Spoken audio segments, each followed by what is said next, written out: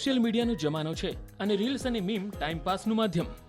રોજે રોજ આવા વિડીયો બહાર આવે છે જેના સંવાદો અને ધૂન રટાઈ જાય છે અને જ્યાં જુઓ ત્યાં ફક્ત એ જ વિડીયોની ચર્ચા થાય છે.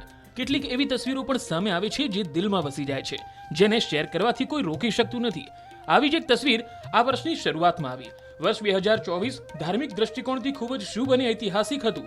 22 જાન્યુઆરી 2024ના રોજ અયોધ્યામાં રામ મંદિરના ઉદ્ઘાટન સાથે લગભગ 500 વર્ષની રાહનો અંત આવ્યો અને લાંબી કાનૂની લડાઈ પછી અયોધ્યામાં રામ મંદિરના ઉદ્ઘાટન સાથે જ રામલલાની મૂર્તિની પણ સ્થાપના થઈ. જાન્યુઆરી 2024માં અયોધ્યા રામ મંદિરનું ઉદ્ઘાટન એટલું ખાસ હતું કે આ દિવસે દેશવાસીઓએ દિવાળીની ઉજવણી કરી અને દીપ પ્રગટાવ્યા. જાન્યુઆરીથી લઈ આખું વર્ષ ગૂગલ પર માત્ર રામ મંદિર સર્ચ કરવામાં આવ્યું હતું અને રામલલાની મોહક તસવીર પણ ખૂબ વાયરલ થઈ. દરેકના સોશિયલ મીડિયા પ્લેટફોર્મ પર આ જ તસવીર જોવા મળી.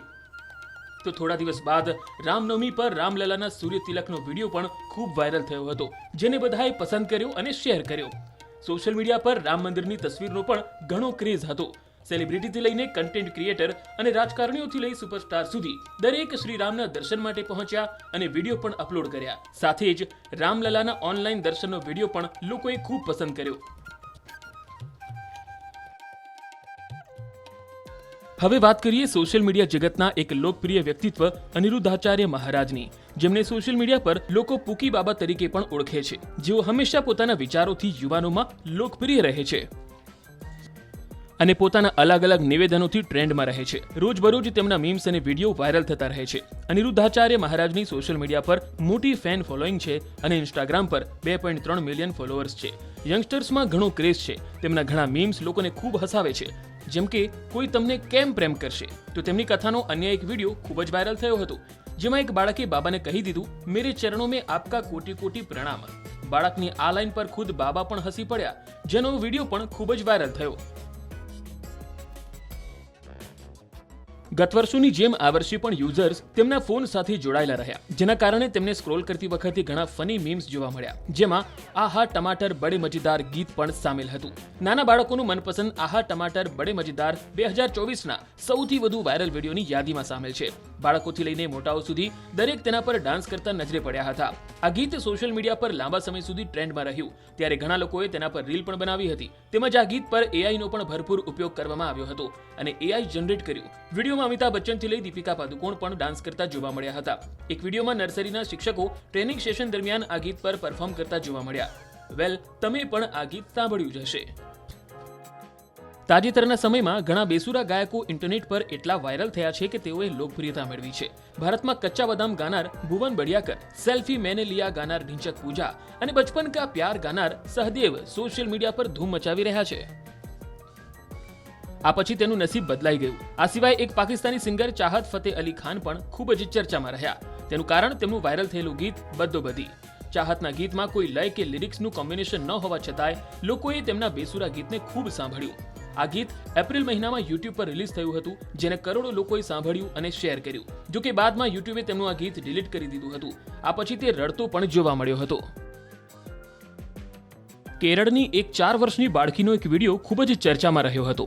આ વિડીયોમાં બાળકી તેની આઈલાઇનર સ્કિલનું પ્રદર્શન કરતી જોવા મળી હતી. આ વિડીયો આવતાની સાથે જ સનસની મચી ગઈ. આ વિડીયો યુવતીના ઇન્સ્ટાગ્રામ એકાઉન્ટ પર પોસ્ટ કરવામાં આવ્યો હતો, જે બાદ તે ઝડપથી વાયરલ થઈ ગયો હતો. મેકઅપ દરમિયાન તેનો આત્મવિશ્વાસ જોઈને ઘણા યુઝર્સ બાળકીના ફેન બની ગયા. આ જ રીલને સિંગિંગ સેન્સેશન સુનિધિ ચૌહાણ પણ રિક્રિએટ કરતી દેખાઈ હતી. વિડીયોમાં સુનિધિ ચૌહાણ બાળકીની આબેહૂબ નકલ કરતી જોવા મળી. આ વિડીયોને 6 લાખથી વધુ લાઇક મળી છે. હાલમાં જ એક વિડીયો સોશિયલ મીડિયા પર ચર્ચામાં હતો, જેમાં 2 ભાભી જબરજસ્ત ડાન્સ કરતા જોવા મળી રહી છે. લહેંગામાં 2 નવી નવવધુઓ ભોજપુરી ગીત અંગનામાં સિયા સ્વિમિંગ પુલ બનવૈયા પર ધમાકેદાર ડાન્સ કરી રહી છે. ભાભા તેમનો આ વિડીયો વાયરલ થયો અને યુઝર્સે ભરપૂર કમેન્ટ કરી હતી. વિડીયોમાં ભાભીઓનો ડાન્સ દર્શકોને ખૂબ પસંદ પડ્યો. એટલું જ નહીં, ગીત પણ પોપ્યુલર થયું, જે પછી લોકોએ આ ગીતને યુટ્યુબ પર ઘણું સર્ચ કર્યું અને સાંભળ્યું. આટલું જ નહીં, ભાભીના ડાન્સના વાયરલ વિડીયો પર જોરદાર મીમ્સ બન્યા અને ઘણા લોકોએ આ ગીતને રિક્રિએટ પણ કર્યું. 10 જુલાઈ 2024 એક રેપ સોંગ યુટ્યુબ પર અપલોડ કરવામાં આવ્યું. નામ પિક ડોગ્સ. જોતજોતામાં આ રેપ સોંગ વિશ્વભરમાં છવાઈ ગયું. તે યુટ્યુબ પર ટ્રેન્ડિંગ લિસ્ટનો એક ભાગ બની જાય છે અને ઇન્સ્ટાગ્રામ પર પણ આ ગીતની રીલ્સ પર રીલ બનવા લાગે છે. ફેસબુક પર સ્ક્રોલ કરતી વખતે પણ આ રેપ સોંગ કોઈને કોઈ વિડીયો ચોક્કસ દેખાય છે. ગીતના શબ્દો ભલે સમજમાં ન આવે, પણ સંગીત લોકોના મનમાં વસી ગયું. રિલીઝ થતાની સાથે જ આ રેપ એટલો બધો વાયરલ થઈ ગયો કે માત્ર 2 અઠવાડિયામાં તેના યુટ્યુબ વિડીયોઝ પર વ્યૂઝનો આંકડો 12 લાખને પાર કરી ગયો. જેમ જેમ રેપના વ્યૂઝ વધતા ગયા તેમ તેમ આ રેપર હનુમાન કાઇન્ડની લોકપ્રિયતામાં પણ વધારો થયો. 15 વર્ષની ઉંમરે રેપ શરૂ કરનાર હનુમાને સમગ્ર વિશ્વમાં રેપ ઇન્ડસ્ટ્રીઝમાં ભારતને ગૌરવ અપાવ્યું અને હાલમાં જ પીએમ મોદીની અમેરિકા પ્રવાસ દરમિયાન હનુમાન કાઇન્ડે તેમનું વાયરલ ગીત રજૂ કર્યું, જેનો ફોટો અને વિડીયો સોશિયલ મીડિયા પર વાયરલ થયા. આ શોમાં હનુમાન કાઇન્ડે એવી પ્રસ્તુતિ કરી કે ખુદ પીએમ મોદી પણ તેમના ફેન બની ગયા. યુટ્યુબ પર અત્યાર સુધીમાં તેમના ગીતને 182 મિલિયન એટલે કે 18 કરોડ લોકો જોઈ ચૂક્યા છે.